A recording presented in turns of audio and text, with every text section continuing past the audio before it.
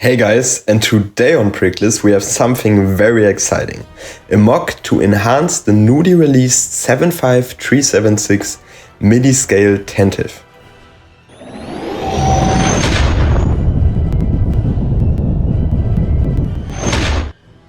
The return of the MIDI scale ships was positively received by the LEGO Star Wars community, to my surprise, as I personally am not the biggest fan of small ships.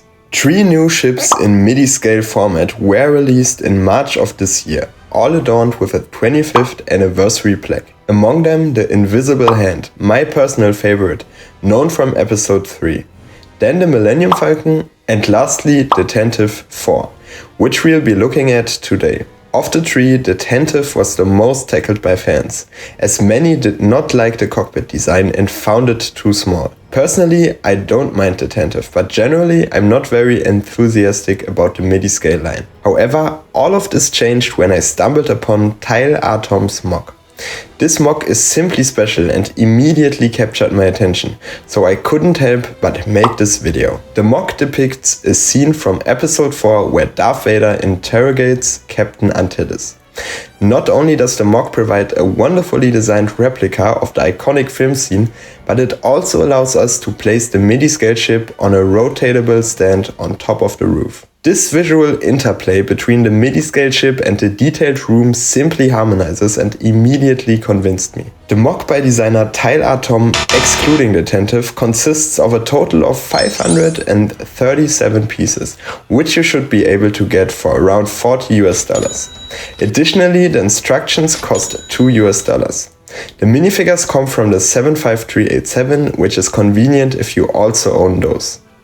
Let's start building the stand now. First, we build the foundations of the stand. Then we build the first passage of the mock and place it on the module. Once we've attached the passage to the module, we'll secure it firmly to the module with additional pieces. Next we'll proceed with the second passage, which will also be mounted on the module. This one is almost identical in construction. Once we've attached this passage to the module and connected it firmly with details, we'll continue with 2 more details that I want to highlight.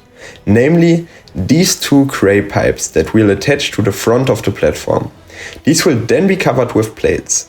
Now we'll start covering the floor with tiles and grid pieces until it's completely covered. Next we'll turn to the back, which will be reinforced with various pieces before we finally add some noteworthy details inside, such as this control table, these 2 white pillars and some outer wall detailing. Then we'll cover the roof. First we'll lay out black plates, which will then be covered with tiles on both sides. In the middle of the roof, a rotating element will be installed, which will house the connection point where the Tantive will be attached later on. Finally, on the left side we'll place the small Tantive info sign on a long hinge, and on the right side the 25th anniversary logo. That's it with the construction. Now let's quickly build the Tantive and connect it to the new stand.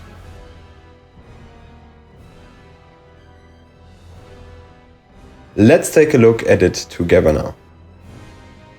The stand recreates the scene in episode 4, where Darth Vader politely questions Captain Antilles about the plans for the destruction of the Death Star. In the middle of the room, just like in the film, there's a computer terminal with 3 screens. Behind it we find a large white pillar from which we can find a second one on the left side. There's an airlock on each side, each with its own special feature. For example, the airlock on the left side conceals part of the pipes on the right side, just like in the film. In contrast, the right side offers a narrowing of the airlock in the same design as in the 75387.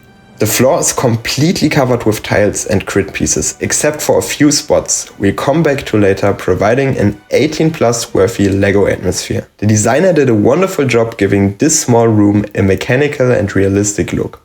Everywhere we look we find various pipes, both under the tiling of the plates and on both sides at the ends of the mock. I particularly like the way the mock designer incorporated the respective signs from the original set. He integrated these with movable hinges into the structure on both the left and the right side. so that we can admire not only the nameplate of the Tantive, but also the 25th anniversary sign. Now let me show you the mock with the appropriate minifigures. For this we need both Stormtroopers, Darth Vader and Captain Antilles from the 75387. We simply place the Stormtroopers at the entrance. For Captain Antilles, a transparent piece was placed on the floor and Darth Vader stands directly in front with his hand outstretched. Here's a comparison to the film. It looks really good, doesn't it? Of course, the most important part is still missing, namely connecting the Tantive to the newly built stand. On the tiled roof we find a rotating platform in the middle with two red Technic axles protruding. We place the Tantive on these and even though it only loosely rests on top, it holds up very well and there's no need to worry about it falling off. The coolest feature is that you can rotate the Tantive at a 360-degree angle to your liking.